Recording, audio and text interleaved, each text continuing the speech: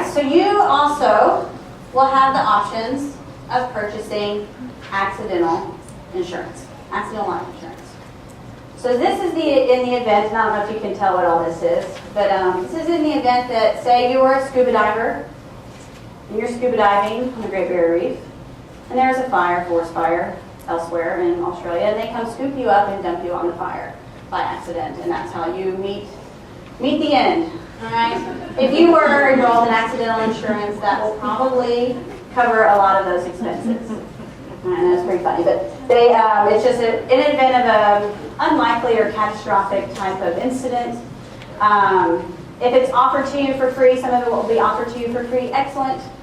I'm not going to tell you not enroll in it, but there will probably be other options as far as life insurance, to take advantage of that will cover most of these expenses anyway. Same goes with business travel.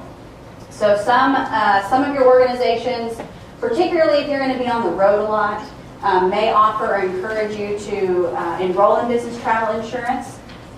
If your job is, say, 70% travel, the employer likely is going to cover that for you. But if you just need that extra bit of, I don't know, you feel like you need to be covered because you are a terrible driver, or you just have bad luck on the airplanes, and you may want to enroll. Again, they may cover it for you, they may not. Okay. I know. So sweet. This is my favorite movie. So your retirement plans. Now this is one thing I am going to be pretty adamant that you enroll in. You are all going to retire one day. Your Social Security likely is not going to cover your retirement expenses and not going to allow you to retire at 45 and live most comfortably until you die at 98. Okay, so you do need to be contributing to your retirement plan. And there are different types of retirement plans out there. The majority of you are going to be seeing 401ks and 403bs. There are a few companies still offering the pension plan, and you'll be enrolled in that anyway, so you don't have to think too much about it. 401ks are for your corporations, your for-profit entities, your 401(b)s, or your nonprofits. Right? Basically, they're saying they're retirement plans. There is where your funds are going to be dumped into. So you need to contribute. I'm not going to tell you how much to contribute, but you need to contribute. Now, a majority of your employers will also contribute. The majority of your employers will also contribute. That's free money for the most of you. So you will know ahead of time. So for those of you that are in salary negotiations, you should know ahead of time. If you don't, you should ask, does my employer, or do you contribute to my retirement? If so, at what percentage? And when do you start? Because some may not contribute till after 6 months. Some may not contribute till after a year. Some will start contributing immediately. Some employers will match your contributions. So if you decide you want to put in 5% of your salary into your retirement, some of your employers will decide, hey, I'll match you that 5%. So again, it's essentially free money. So know about that going into your job offers. What is their contributions? Because that could impact the bottom line of your offers. Yes, sir? What happens if you switch jobs? Good question. Okay, so the question was, what happens if you switch jobs? A couple of things can happen, actually. So one, depending on where you work, you may or may not be vested with your retirement funds or with your stock options, which we may or may not cover later. So what that means, if an employer is contributing money to your bucket of funds, then say if you're vested 100% by day one, then that means if you leave and go somewhere else, you can take all that money with you and just transfer it to another employer or whatever. You have ownership of that money. If you're not vested until, say, after 6 months or a year, or you're only vested at 50%, that means that you do not own that money until you have stayed enough time with us. So if you leave after 6 months and you're not vested, then they just get all that money back, essentially. You still keep what you've contributed. All right, they're not going to take that money. But anything that they contributed, you may or may not have access to. So if you say a lot of employers, say for instance, they use TIA-CREF. If you go from one employer that uses TIA-CREF to another employer that uses TIA-CREF, then they're just it's all gonna be the same fund. All right, if it's different entities that are controlling your money, you need to transfer it over. You need to make a transfer and you will not be penalized for that.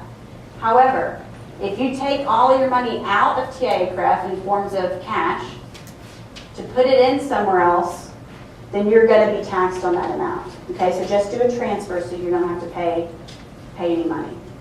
Is everybody with me? Yes, ma'am. Earlier you said you could look up financial stuff in advance. Mm-hmm. Can you find it online, or is that more something you find after you get a job?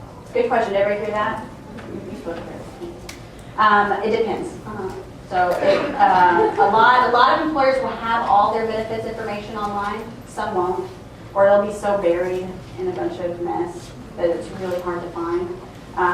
So we'll get to it in a little bit. But if you ever have any kinds of questions about your offers, about your enrollment, about the benefits, about anything related to your employment, you need to contact your human resource person in your organization. That is what they are there for. That is what they are paid to do. Okay, so don't just go online for enrollment and I think I'll do this and this sounds okay and I'll just haphazardly enroll. That's what they're there for. Yes. When you enroll for all this rapid learning, somebody there explaining that to you, or am I going to be trained? Call your daddy. Yes. So our question was, when you enroll, will there be somebody there explaining it to you? Again, it depends. So for the majority of you, I don't know about the majority of you anymore. A lot of you, when you start work, you're going to start in training. And they're going to go over a lot of stuff, hopefully including benefits. Okay? And then you actually will have 30 days to enroll, and you will enroll on your own most likely. The majority of places you'll probably enroll online, so you're probably not going to have to fill out a form. And so there will not be anybody there. However, if you have questions, again, or you would like a human being there while you enroll, go to HR. I do that. Or call my daddy. Okay? There's an employer here in Fort Worth, I will not name names, one of my great employer. When they hire somebody new, they hand them, no joke, it's like the thickest notebook you can buy. So then immediately fell in it's thicker than your notebooks. It is like this big, okay? And it is packed with all kinds of information. And they say, there you go, welcome to work. You have 30 days, all right? And it's so overwhelming. So it depends, okay? Know your HR professional. You know them. Yes, ma'am. Say you were invested 50% and they fired you, would you lose the 50% off? It depends. If they lay you off, then you will not lose it. If you are fired because you are you're just not a great employee, then most likely you will lose it. Are there protections against that? Like, say they just didn't want to pay it? It depends on your state. Yes, yeah. So no, if you ever, that's a really great question.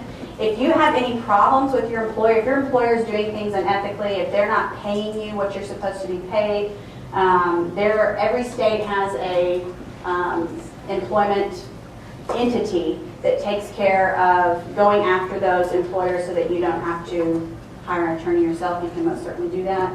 But the Texas, Employment Commission, I think is what they're called, will do that. That can be a whole other hairy animal. What other questions? Yes, ma'am. So employers will either contribute or match your 401k. Mm-hmm. So matching, I understand that, but contributing, how does that work? Is it like a amount? Yes. So her question was, you said some employers will contribute, some employers will match.